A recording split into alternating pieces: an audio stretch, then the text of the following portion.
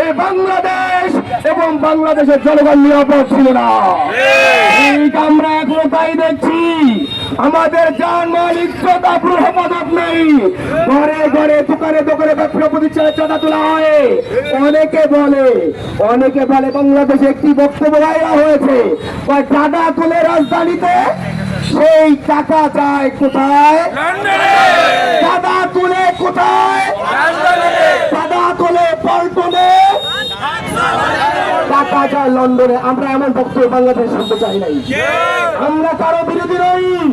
এ বাংলাদেশ বৈষম্যহীন বাংলাদেশ গড়ার জন্য আমরা যুদ্ধ করেছি।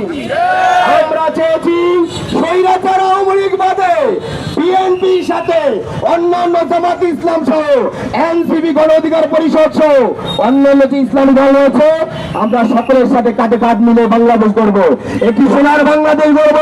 কিন্তু আজ হচ্ছে বা যাদের কারণে আমার বাংলাদেশের শৃঙ্খলা নষ্ট হচ্ছে, আমার বাংলাদেশের শান্তি নষ্ট হচ্ছে।